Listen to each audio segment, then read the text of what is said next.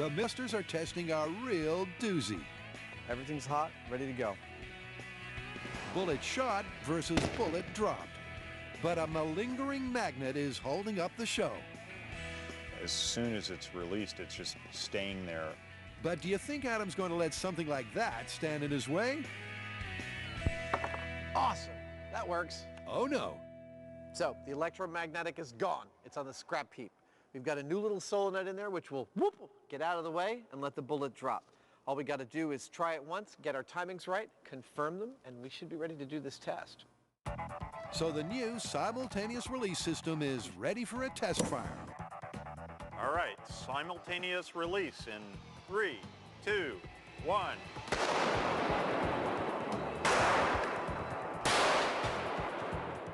All right, let's see how it did on high speed. But once again, there's a timing problem. Solenoid's way too slow. Yep. It's not letting go. The most difficult thing about this whole experiment is getting the fired bullet and the dropped bullet to become airborne at exactly the same time. And we can't tolerate even a few milliseconds of variation in this mix to make the result that we want to see happen. It's hard. Now there's an understatement. So cue the brainstorm. We're not even seeing the pin start to move. It gave us the problem that we currently have, which is that it's late. Having spent the past 4 hours trying to sort out the solenoid, Look, let's do this twice. the boys are now staring failure square in the face. And all it is about figuring out some way to mechanically push between these two.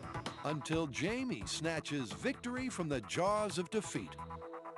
You have a hinge that you pull in the middle. Yeah, that's what I There mean. needs to be some sort of a little bitty catch that is on its edge. Hey. I could make a clip like that. He adds a small metal clip to the trigger to delay the gun the minuscule milliseconds needed to match the solenoid. Everything's hot, let's do it.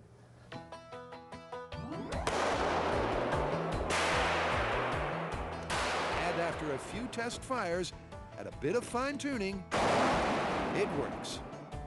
Bullet bead done. Oh, it's good. It's good. It's 1/3 of a millisecond difference. Wow. That's freaking perfect. Let's go do this full scale. Okay. Which means rolling up the room 360 feet to stake out a drop zone. Right about there. That's where they were landing out in the shooting range, so this is where I expect them to land here. Okay. Adam lays down a runway of white paper so the high-speed camera will clearly see and measure both bullets at the same time, in the same place, and in the same shot. All we need now in the drop zone is Jamie's drop rig, so the boys can take a shot at physics history. All right, dude, you ready to do this for real? I think we'll hit it on the first shot. Really? Oh, yeah. You never make predictions. That's awesome. Bullet dropped versus fired. In 3, 2, 1.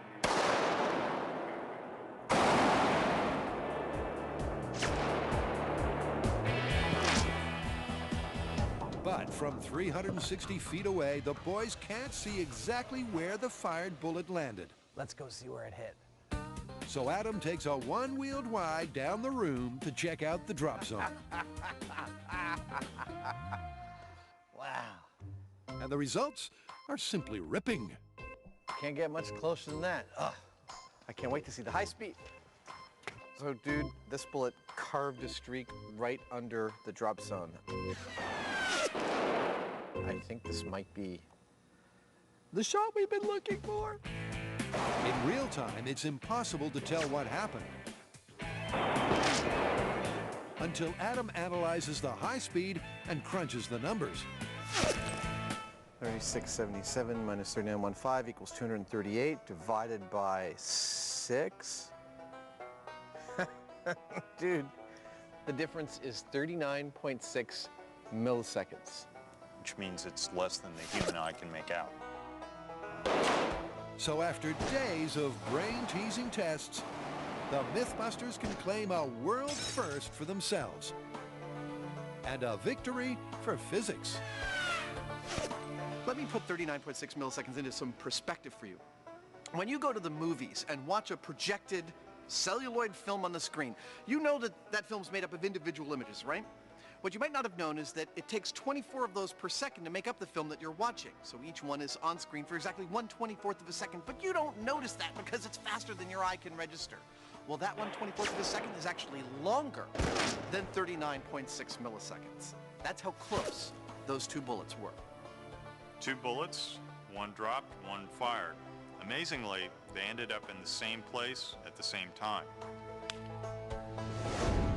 Dude, this myth was every bit as much fun to test as I was hoping it would be. And I gotta say, even though the physics textbooks had it right, I love the fact that we did it full size with real unmodified bullets. I bet no one has ever tried that before. I think you're right. And whether it was ball bearings or bullets dropped or fired, they all hit the ground at the same time. Yep. Gravity, man. It's not just a good idea, it's the law.